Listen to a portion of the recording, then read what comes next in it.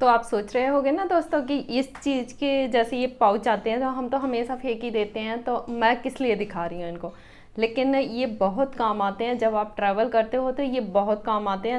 मैं तो हमेशा संभाल के भी रखती हूँ, जब भी ये पाउच आते हैं ना, जिप पाउच आते हैं, तो मैं हमेशा संभाल के रखती हूँ और ट्रैवल करने में बहुत काम आते हैं। तो ट्रैवल करने में किस तरीके से काम आते हैं, इसमें आप गीले कपड़े भी रख सकते हैं। जैसे हम बाहर जाते हैं और तुरंत हमें नहा के सुबह ही कहीं निकलना है, तो आप गीले कपड़े भी इसमें ले जा सकते हैं, या मतलब ट्रैवल करते हुए आप ला सकते हैं, जिससे दूसरे कपड़े आपके गीले ना रहें। और इसमें आप जो स्लीपर हैं वो भी आप रख सकते हैं, तो स्लीपर भी आप इसमें पैक कर दें, जिससे कि दूसरा सामान गंदा ना हो और आपका बैग भी गंदा ना हो। तो इस तरीके से आप स्लीपर भी रख सकते हैं। और बहुत सारी चीज़ें हैं जो आप रख सकते हैं, जो लीक होने वाली चीज़ें। आपको थोड़ा सा डर लगता है कि जैसे हम बॉडी वॉश ले गए हैं या फिर कुछ और ले गए हैं, जो मेकअप का सामान है कुछ ले गए, तो आपको लग रहा है कि लीक होना अगर हो ना जाए रास्ते में, तो इसलिए आप उनको भी रख सकते हैं। तो बहुत सारी चीज़ें इनमें रख सकते हैं, ये बहुत काम आती हैं। तो मेरे पास ऐसे बहुत सारे बैग हैं, मैं हमेशा इनको संभाल के रखती हूँ और ट्रैवल करने में इनको यूज़ करती हूँ। तो ये देखिए, इस तरीके से स्लीपर भी रख दी हैं, और जब भी आपको ले जाना है बस आप ले जा सकते हैं। तो दोस्तों, पता है क्या कि ये छोटी छोटी चीज़ें होती हैं ना, हमें पता ही नहीं होता। तो ये मुझे पहले पता ही नहीं था कि हम इस तरीके से भी इनको यूज़ कर सकते हैं, लेकिन जब बाद में मुझे पता चला तो मैं इनको कभी भी नहीं फेंकती, हमेशा इनको संभाल के रखती हूँ। तो इसलिए आप इनको संभाल के रखें और यूज़ करें। बारिश के मौसम में जब हम नमक यूज़ करते हैं तो हमेशा जैसे स्टील की जो हमारी नमकदानी होती है उसमें ही रख देते हैं, तो स्टील की नमकदानी में भी उसमें वो जंग लग जाती है। तो हम बोलते हैं कि आप प्लास्टिक के डब्बे में रखो, लेकिन प्लास्टिक का डब्बा भी जो मेटल का उसका कैप होता है उसमें भी जंग लग जाती है, तो अब क्या करें। तो ये देखिए, ये मेरा प्लास्टिक का डब्बा है, इसकी भी जो कैप है उसमें जंग लग गई है। इस तरीके से ये कैप भी ख़राब हो जाती हैं। तो अभी मैंने इसमें रख के देखा था, पहले तो मैं स्टील के ही उसमें रखती थी नमकदानी में, लेकिन वो भी ख़राब हो जाती थी। अब ये इसमें रखा तो ये भी ख़राब हो गया। लेकिन मुझे बाद में आइडिया आया, या मैंने कहीं से देखा है, तो वो देख के ही मुझे लगा कि हाँ, आपके साथ भी शेयर करना चाहिए। जैसी दिक्कत मुझे आई है वैसी आपको भी ना आए। तो इसमें स्पून डालने से भी स्पून भी ख़राब हो जाती है धीरे धीरे। इसमें आप देखेंगे कि इसमें वो जंग लगने लगी है। तो इसलिए आप क्या करें, इनको आप ये प्लास्टिक के डब्बे में ना रखें, या इसका कैप अगर प्लास्टिक का है तो आप रख सकते हैं, लेकिन मेरे पास ऐसा कोई डब्बा नहीं है, सारे जो मेटल के ही इनमें कैप हैं। तो मैं क्या करूँगी कि ये इस तरीके से जो बर्नी आती है ना, तो आप उनमें रख सकते हैं, या फिर जो प्लास्टिक के डब्बे होते हैं आप उनमें भी रख सकते हैं, जिसका कैप भी प्लास्टिक का है। अगर इस तरीके की नहीं है आपके पास, जैसे मेरे पास रखी हुई थी एक, तो अब मैं इसमें डालूँगी नमक को। और इसमें रखने से ये है कि ख़राब भी नहीं होगा, और मतलब इसकी ना लिड ख़राब होगी ना कुछ ख़राब होगा। ये मेरा आइसक्रीम का डब्बा है, तो अगर आपके पास इस तरीके के डब्बे हैं तो आप उनमें रख सकते हैं। तो इसकी लिड भी प्लास्टिक की है, डब्बा भी प्लास्टिक का है। तो इस तरीके के डब्बे में जब बारिश हो रही है तब तक आप रख लें, और उसके बाद आप फिर नॉर्मल डब्बे में रख दें। तो ये मेरी स्पून भी ख़राब हो रही है, तो इसलिए मैं प्लास्टिक की यूज़ करूँगी, या वुड की स्पून आती है वो भी आप यूज़ कर सकते हैं।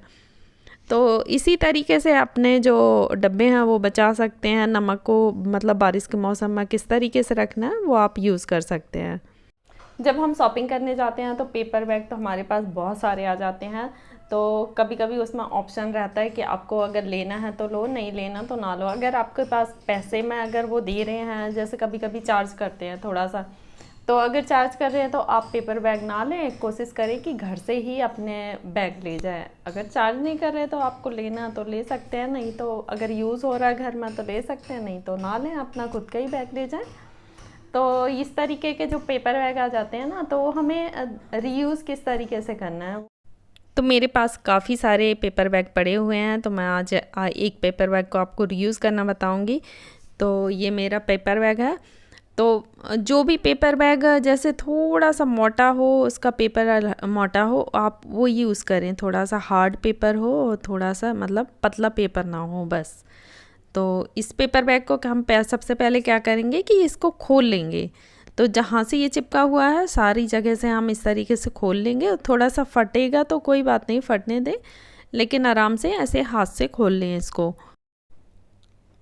तो इस तरीके से खोल लो। तो दोस्तों क्या होता है ना, मार्केट में भी जब हम कुछ सामान लेने जाते हैं तो बहुत से लोग चार्ज करते हैं। तो मैं हमेशा क्या करती हूँ कि अपना ही बैग लेके जाती हूँ, जो कपड़े का बैग है या कोई भी बैग है अपना ही लेके जाती हूँ। तो फालतू क्यों उनको एक्स्ट्रा पैसे देना है, 10 रुपये या 20 रुपये जो भी लेते हैं, तो क्यों देना है, अपना खुद का ही बैग लेके जाओ आप।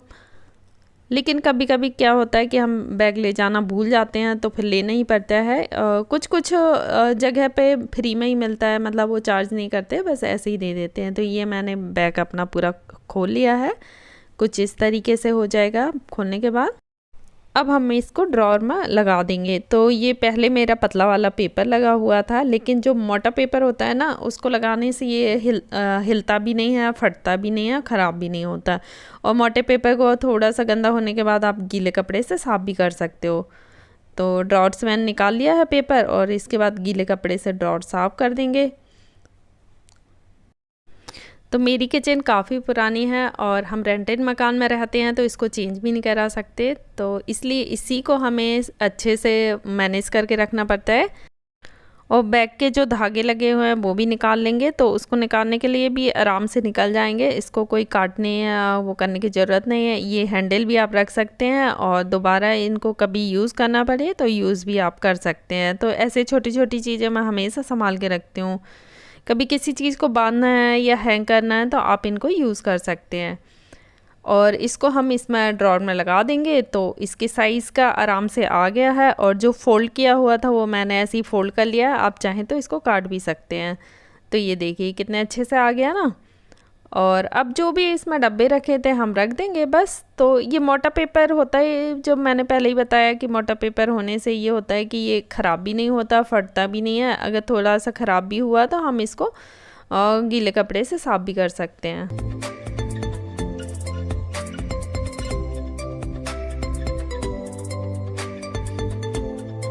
फ्रेंड्स, जो वुड की चीज़ें होती हैं ना, तो वो रखी रखी बारिश के मौसम में अधिकतर देखा ही होगा कि रखी रखी उसमें फंगस लगने लगती है या वाइट स्पॉट्स पड़ जाते हैं। तो जो वुड की स्पून है या चॉपिंग बोर्ड है, हम जो चीज़ हम कम यूज़ करते हैं, काफ़ी टाइम तक रखी रहती है, तो उसमें ऐसे फंगस लग जाती है या वाइट स्पॉट पड़ जाते हैं। तो मेरा चॉपिंग बोर्ड वुड का है, तो आप देख ही सकते हैं वाइट वाइट निशान पड़ गए हैं, और कभी कभी इसमें फंगस भी लग जाती है। और कुछ मेरी स्पून्स में ही है जो मैं काफ़ी कम ही यूज़ करती हूँ, तो उनमें भी ऐसे इसी तरीके से वाइट स्पॉट पड़ जाते हैं या फंगस भी लग जाती है। तो ये ना लगे तो उसके लिए हमें क्या करना है, पहले तो इनको अच्छे से गीले कपड़े से पोंछ लें, या पानी से भी आप आराम से धो सकते हैं। पानी से धो लें इनको, और पानी से धोने के बाद इनको एक किसी कॉटन के कपड़े से पोंछ लें, जिससे कि उसका पानी अच्छे से सूख जाए। तो दोनों साइड से पोंछ लेंगे इसी तरीके से गीले कपड़े से।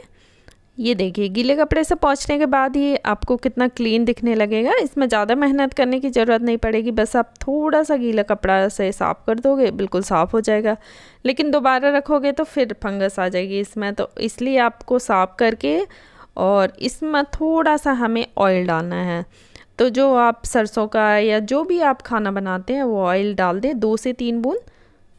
ऑयल डालने के बाद आप कोई भी टिश्यू पेपर ले लें, या फिर आप कोई भी कॉटन का कपड़ा ले लें। कॉटन के कपड़े से आप इस तरीके से रब कर दें, या टिश्यू पेपर ले लें, मैंने टिश्यू पेपर लिया है, और अच्छे से हम रब कर देंगे। तो दोनों साइड ही हमें अच्छे से रब करना है, जिससे कि जो ऑयल है वो अच्छे से फैल जाए सब में, और एक्स्ट्रा ऑयल भी नहीं होनी चाहिए। एक्स्ट्रा ऑयल जो होगा वो सारा टिश्यू पेपर एब्जॉर्ब कर लेगा। तो बस ये बात ध्यान रखें कि बस हमें थोड़ा सा ऑयल लेना है और इसको अच्छे से रब करना है। रब करने से ये है कि दोनों साइड अच्छे से ऑयल लग जाएगा, एक्स्ट्रा ऑयल भी नहीं रहेगा, और जो भी थोड़ा सा एक्स्ट्रा ऑयल है वो एब्जॉर्ब कर लेगा कपड़ा या टिश्यू पेपर। ये देखिए दोनों साइड अच्छे से लग गया ना, और हमारा चॉपिंग बोर्ड ऐसे लग रहा है जैसे बिल्कुल नया है। तो जो आप काफ़ी टाइम तक चीज़ें यूज़ नहीं करते, तो आप इस तरीके से उनमें ऑयल लगा के रख सकते हैं।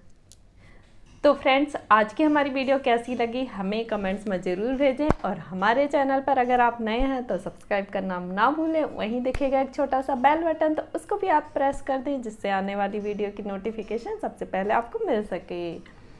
तो मैंने अपने चैनल पे, अगर मेरे चैनल पे जाओगे ना तो मैंने बहुत सारी वीडियो डाली हुई हैं। अगर मेरी ये वीडियो पसंद आई हो तो वैसे ही बहुत सारी वीडियो हैं, तो आप वहाँ जाकर देख सकते हैं।